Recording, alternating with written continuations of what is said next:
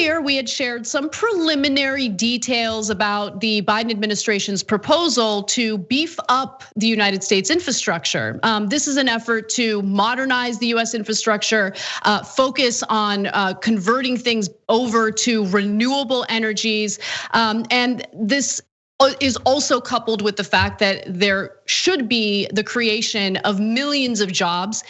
Yes, they're construction jobs. Yes, they're short-term jobs, but you're likely to see this being framed, if not by the Biden administration, by reporters as this New Deal type effort to kind of get the US economy back on track for ordinary Americans. We know the economy is doing real well for people at the very top, even during a global pandemic. Now, it comes with a $2 trillion price tag. When we had initially reported this story to you guys, we mentioned that the price tag was $3 trillion. But what it appears is gonna happen is they're gonna come with a infrastructure bill that would be proposing $2 trillion in spending. And then there would be a second bill that would help with things like universal childcare, paid family leave. It would make the child tax credits that just passed under the recent relief bill permanent. And that would again have a price tag of about $1 trillion. I don't know if I agree with the strategy of trying to pass two separate bills. I think that might have some political capital issues with it, but we'll talk about that later. For now, let's focus on what the infrastructure bill includes. It would rebuild 20,000 miles of roads, which I don't know if you've been driving around in the United States recently, but we can certainly use that. It would repair 10 of the most economically important bridges, but that's not where it stops. They plan on repairing other bridges as well, but there is a focus on some of the more economically advantageous bridges. They would eliminate, and this is very important, lead pipes and service lines from the nation's water supply, which is clearly an important objective to have when you consider how dangerous lead is, especially to children as they're developing. They would shift over to clean energy sources, modernize the electric grid, possibly with weatherizing equipment, so we don't deal with what Texas recently dealt with as a result of them privatizing and deregulating their independent energy grid there. And in the process of doing all of this, it could potentially create millions of jobs. Now, Biden's administration has named this the quote, American Jobs Plan, echoing the $1.9 trillion pandemic relief bill that Biden signed into law this month, known as the American Rescue Plan. And the spending in the plan would take place over 8 years. We'll get to how Biden proposes to pay for this in just a minute. But so far, what are your thoughts, John? Yeah, how he plans to pay for it in terms of the timeline, I don't particularly care about, except the fact that I like that it shows a willingness, as you'll get into in terms of the taxes. I think that the political implications for that being a part of the bill, in terms of how it might influence the possibility of getting Republicans on board, is the important part.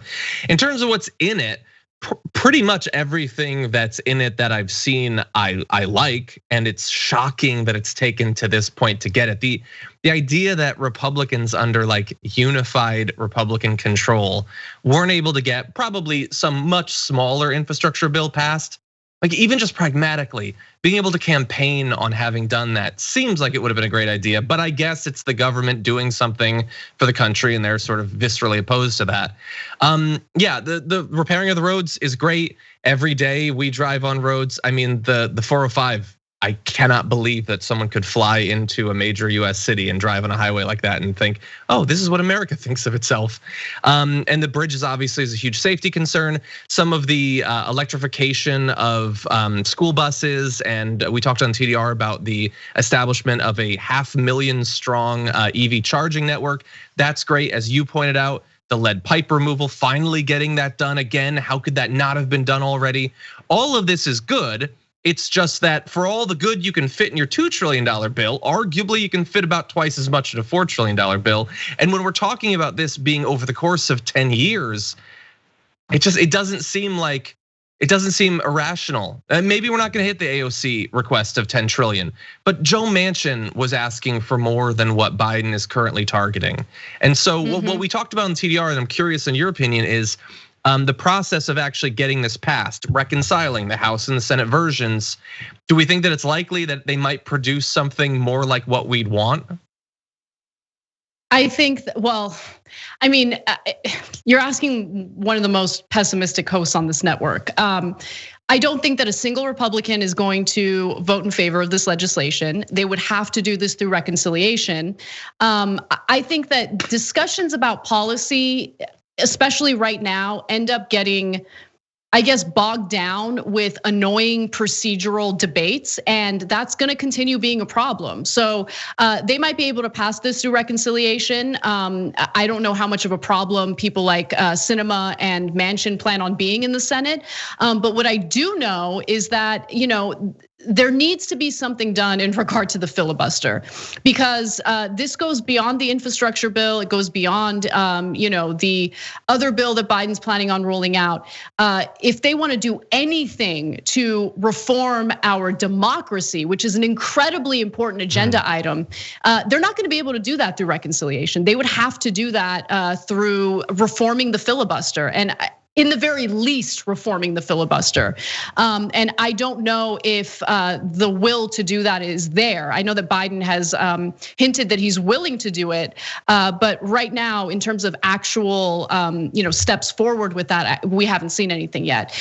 The one thing that I do want to caution people about is the way that this proposal is being framed. I think this is a good first step, but this certainly is not like a holistic approach to the economic woes that Americans are facing right now.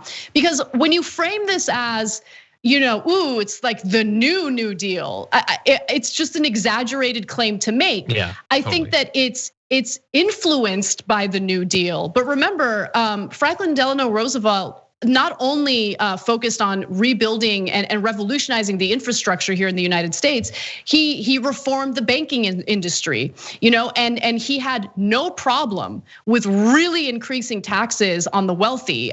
In this case, yes, there is a proposal to increase, like for instance, the corporate tax rate, but Biden is not proposing to increase the corporate tax rate to what it was before the Trump administration, which was 35%. He's proposing to go from 21% to 28%. And I mean, it's just, in my opinion, if you're really trying to create a more equitable system in the US, going like halfway between Trump and what the tax rate used to be just doesn't go far enough. Now, I wanted to share this video with you guys real quick. Although it's not really quick. I know it's a longer video, but the Smithsonian puts out these incredible documentaries. They're titled America in Color. And they did a great documentary about the 1930s and the influence of FDR. And there were flaws, don't get me wrong. There were certainly flaws with the New Deal, which we'll talk about in a second. Flaws in which it looks like Biden tried to correct in his proposal pertaining to race. We'll talk about that in just a minute. But first, take a look at what happened during the New Deal era. Roosevelt tries everything he can to make good on his campaign promise of work for those who need it.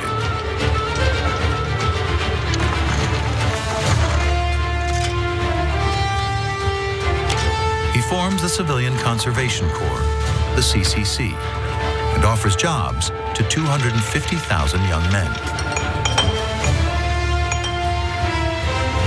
They earn $30 a month, 25 of which is sent back home.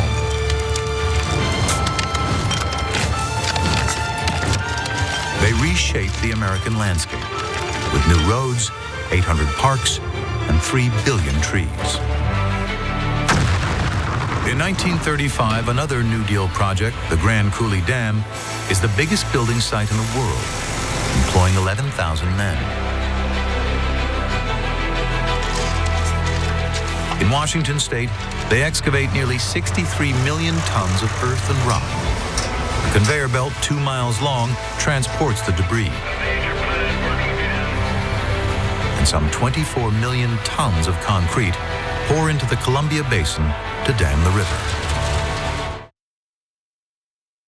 I'm sorry, but the working men of that era, they can get it. I'm just gonna say that real quick. As soon as I saw that arm, I looked at the preview view and I knew she was gonna respond, and she did. You did not fail, Kasparian. Apologies.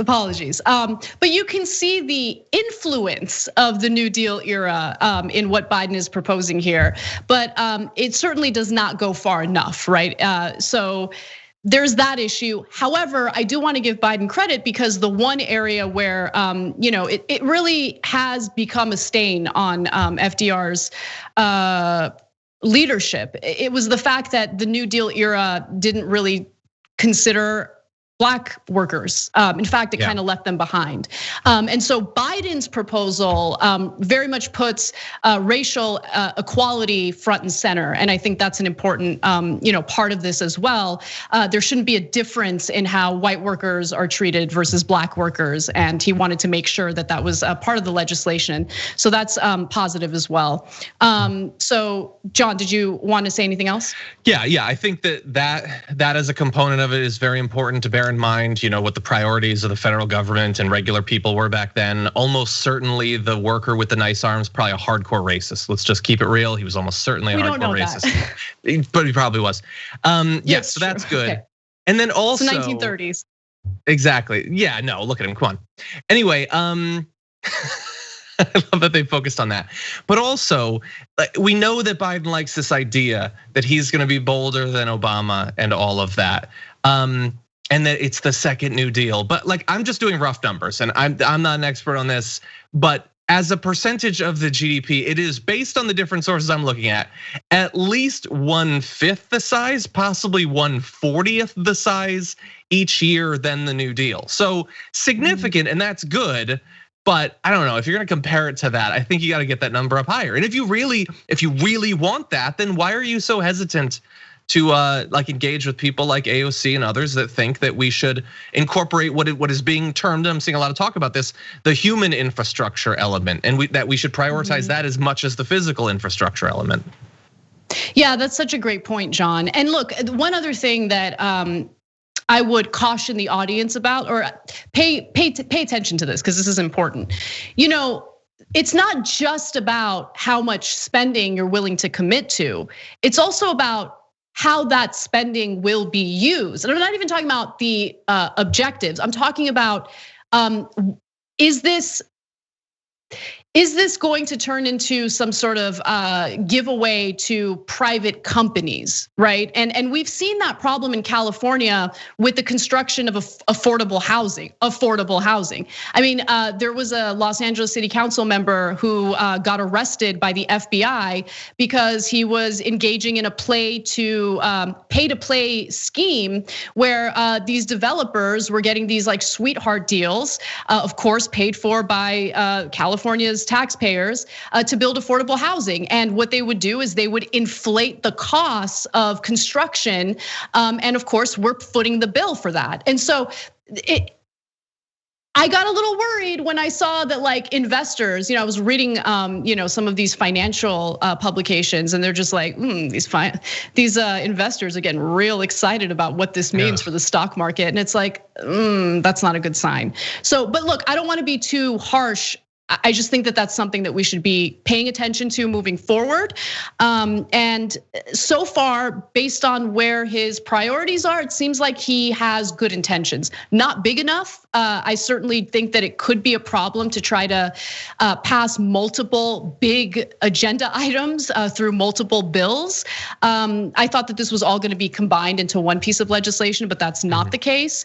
And so we'll see what happens. But I think anyone who thinks working with Republicans is feasible is being incredibly naive. They're going to be a problem, even though Biden has committed to keeping the corporate tax rate low, really lower than what it was before Trump. Exactly. And that's, at the time that they were debating the Trump tax cuts, that's what we were saying. Someday, some centrist Dem is gonna be like, I raised the taxes, but in the end, from the perspective of 10 years ago, it's still a cut. They still got their cut. It didn't matter which party was in charge in that respect. And in hindsight, I feel a little bit stupid because Brett and I had a bit of a debate this morning about whether you might be able to get some Republicans on board because it's an infrastructure bill. It's gonna put a lot of money and create a lot of jobs in their districts. But it is, at the end of the day, as he points out, going to be funded via tax increases, and there's virtually no Republicans and potentially even some Democrats that you're gonna lose as a result of that. Even if They're not bringing the taxes back up to where they were at pre-Trump, and they're possibly reimposing certain sorts of loopholes and things like that. You're still gonna lose a lot of politicians, no matter how much economic stimulus it gives to their district, especially when the new strategy is vote against it and then just say that you voted for it for the good stuff. That's what they've started doing for the stimulus bill, for the COVID bill. They could just do that for the infrastructure bill as well. Yeah, no, you're right. Well, Brett's right. I don't know why you were debating with that point. That's actually a really good point.